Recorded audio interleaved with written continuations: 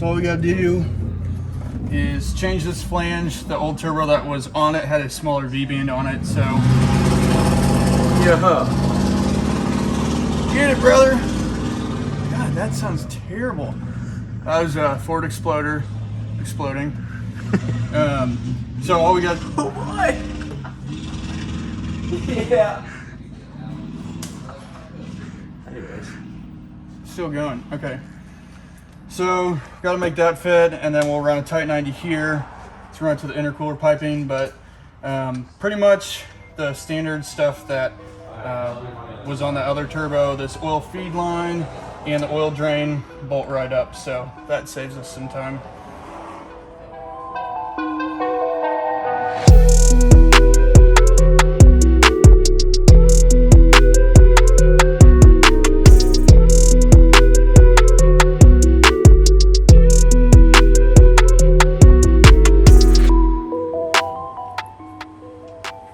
So Dad wants me to cut this down so it's not so long, about yay-ish. Build this piping fit in here without a bunch of welds in there.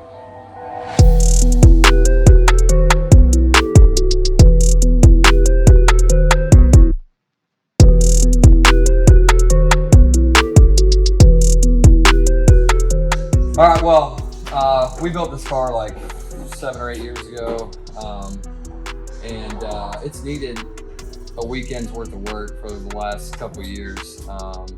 I built it originally to sell it, and then I had so much fun putting it together that I ended up keeping it, enjoying it for a few years. Dailied it in the summer when it was nice. Made tons of trips, St. Louis, Kansas City, and back. But turbo was kind of on its way out. We had a Precision 62 on it right here. Yeah, we ran a pretty small turbine housing just because I liked the way it sounded. I wasn't going for max power with this particular build. So we got it into a bay. We're likely going to list this on eBay for sale.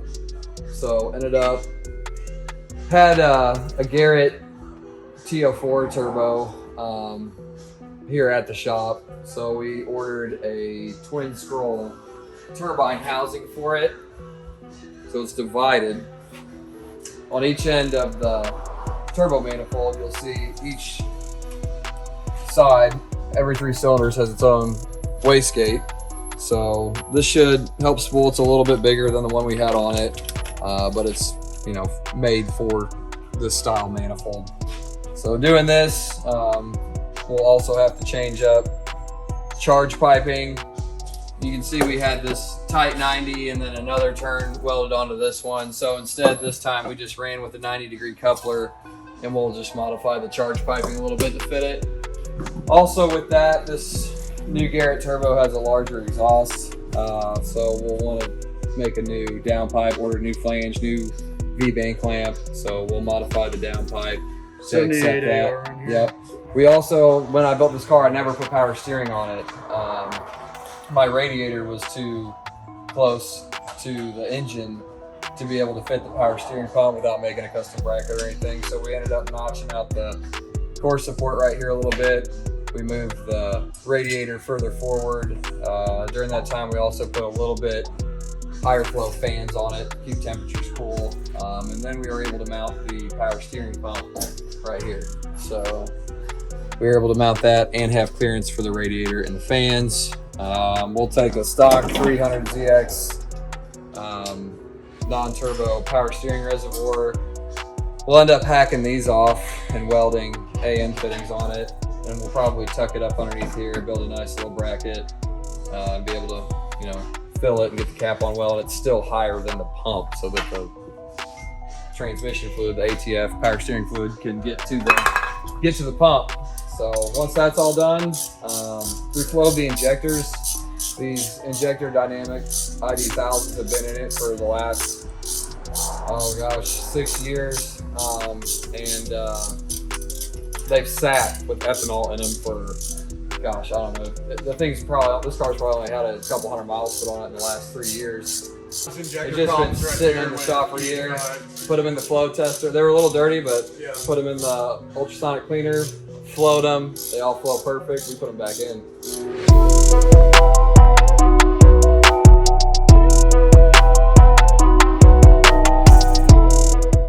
Throughout the years, I added a little bit larger brake package. This is actually off the 300ZX, Stop Tech brake package, front and rear. Also on this, coming from building 300ZXs, this is one of the first 240s I built, so I wanted to see everything. I wasn't used to being able to see the blow-off valves or the turbos or any of that, so I hung the blow-off valve out the bumper. Of course, did a top mount turbo with a raw brokerage exhaust manifold. I had this car completely painted. We put a decent leather interior in it. Just built some brackets for these generic Corbeau seats. Found us some leather rear seats.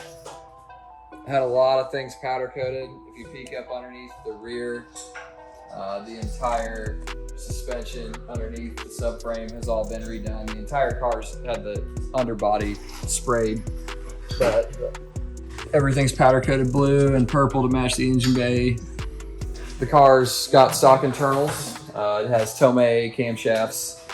It's got 2 Walbro 485 fuel pumps in it, and it's controlled with an Adaptronic engine management system.